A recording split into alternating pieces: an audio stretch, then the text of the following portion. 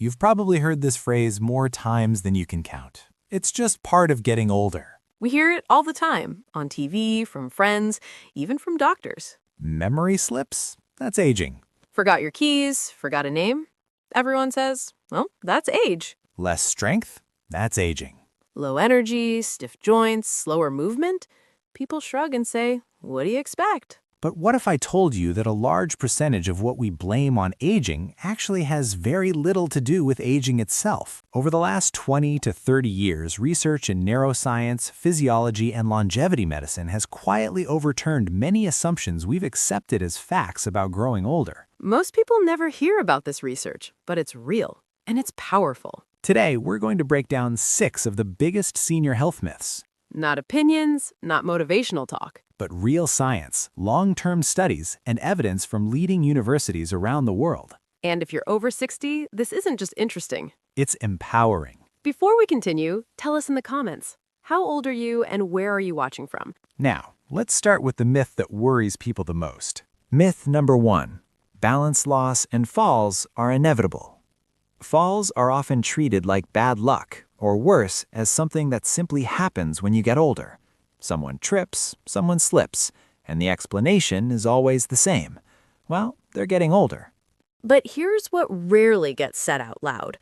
A fall is often not the beginning of physical decline, it's the moment confidence disappears. After a fall, people move less, they hesitate, they tighten up. And that fear, more than the fall itself, is what dramatically increases the risk of the next one. This is the part that should change how we think about falls entirely. Falls are not an inevitable consequence of aging. They are highly predictable, and more importantly, they are highly preventable. A comprehensive review published in the British Journal of Sports Medicine analyzed over 100 randomized controlled trials involving tens of thousands of adults over 65. The conclusion was striking. Structured balance training reduced fall risk by 40 to 50%. That's not a small improvement. That's nearly cutting the risk in half. And these weren't elite athletes. They were everyday older adults, including people who had already fallen before. So why does balance training work so well? Because balance isn't just about being careful, and it's definitely not just about leg strength. Balance is a complex system with 3 major components. Muscle strength, especially in the hips and legs, sensory feedback from the feet, joints, and inner ear, and reaction time, controlled by the nervous system.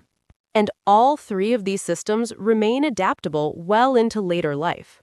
Research from the Journal of Gerontology showed that targeted hip strengthening alone improved lateral stability, one of the strongest predictors of sideways falls, by over 30% in older adults.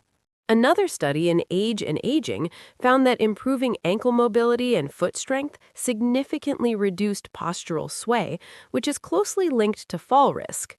But perhaps the most important factor is reaction time. A study from the University of Sydney found that older adults who practiced dynamic balance exercises, controlled stepping, weight shifts, and single leg challenges improved reaction speed by 20 to 25%. That matters because most falls happen in a split second. And here's something even more powerful. Research in the Journal of the American Geriatric Society found that balance training didn't just reduce falls, it reduced fear of falling. Participants moved more confidently, walked faster, and became more active overall. That matters because fear creates stiffness. Stiffness slows reactions, and slower reactions increase fall risk. So when people stop moving because they're afraid to fall, the body adapts in the worst possible way. But when balance is trained gradually and consistently, the nervous system relearns trust. Balance improves, confidence returns, movement becomes natural again. And this works even for people who have already fallen. One landmark trial showed that older adults with a prior fall history reduced future falls by nearly 45% after a structured balance program. So the truth is this: balance loss is not destiny, falls are not random, and decline is not inevitable. Balance is a skill, And like any skill, it can be practiced. It can be improved at any age. Myth number 2. Heart disease is an unavoidable part of aging. Many people believe heart problems are simply the price of living longer. You reach a certain age, cholesterol goes up, blood pressure creeps higher, and doctors begin talking about managing decline instead of preventing it. Slowly, the idea settles in. This is just what aging looks like. But once again, the data tells a very different story. One of the most influential pieces of evidence comes from a large meta-analysis published in the British Medical Journal. It examined adults between 65 and 85 years old who began cardiovascular exercise later in life. Not athletes, not lifelong runners, just regular people who decided to start moving. And the results were striking. Regular aerobic activity reduced heart attacks, strokes, and cardiovascular-related deaths by 40 to 50%. Let that sink in. That's not slowing decline. That's cutting risk nearly in half. And these benefits appeared even when exercise was started after retirement age. Even more surprising, researchers didn't just see improvements in numbers like blood pressure or cholesterol. They saw structural changes inside the arteries themselves. A Johns Hopkins University study using advanced vascular imaging found that just 6 months of moderate aerobic exercise improved arterial flexibility in older adults. Arteries that were once stiff became more elastic, endothelial function improved, blood pressure dropped, markers of inflammation declined. For years, arterial stiffening was considered irreversible. This study showed otherwise. Physiologically, regular movement stimulates the endothelium, the inner lining of blood vessels, to produce more nitric oxide. That improves blood flow, reduces resistance, and lowers strain on the heart. In simple terms, the heart doesn't just get protected, it gets supported. Diet plays an equally powerful role. Participants who adopted a Mediterranean-style diet, rich in olive oil, vegetables, legumes, fish, and nuts, reduced major cardiovascular events by over 30%. And here's the critical part. It didn't matter when they started. People in their 60s, 70s, and beyond still saw significant benefits. That tells us something profound. Many conditions we label as age-related heart disease are actually the cumulative result of decades of lifestyle inputs, not an unavoidable biological destiny. Change the inputs, and the system responds. Myth 3. Significant cognitive decline is inevitable with age. This belief is everywhere, and once people accept it, they stop trusting their own minds. They stop learning new things. They stop challenging themselves. Ironically, that mindset alone can speed up decline. But neuroscience tells a very different story. A major review published in Nature Neuroscience by researchers at Harvard Medical School confirmed that the human brain remains plastic, capable of forming new neural connections well into our 80s and beyond. This process, known as neuroplasticity, does not shut down at retirement. In fact, in brain areas related to emotional regulation and reasoning, plasticity can actually increase with age when the brain is actively engaged. One well-known study from the University of Texas at Dallas asked adults aged 60 to 75 to learn entirely new skills like digital photography or graphic design.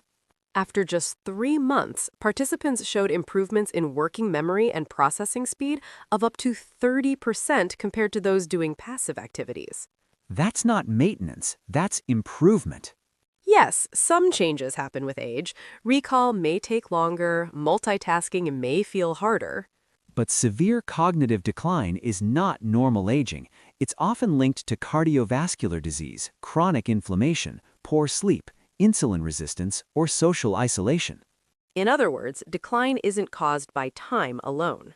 The brain doesn't simply wear out, it responds to how it's used. Myth number 4. Low energy is just part of getting older. This one feels believable because fatigue feels real. You wake up tired. You slow down earlier in the day. And you assume that's simply what aging looks like. But here's the key thing most people don't realize. Fatigue is not a diagnosis. It's a symptom. And in older adults, that symptom is very often driven by specific, measurable, and treatable factors. Sleep quality is one of the biggest. A large review published in Sleep Medicine Reviews analyzed sleep data from adults over 65 and found that improving sleep efficiency led to a 25% increase in daytime energy and alertness. That means fewer awakenings, more consistent sleep timing, and better alignment with the body's circadian rhythm. Interestingly, many older adults spend more time in bed but get less restorative sleep. When researchers corrected that imbalance, energy levels improved significantly.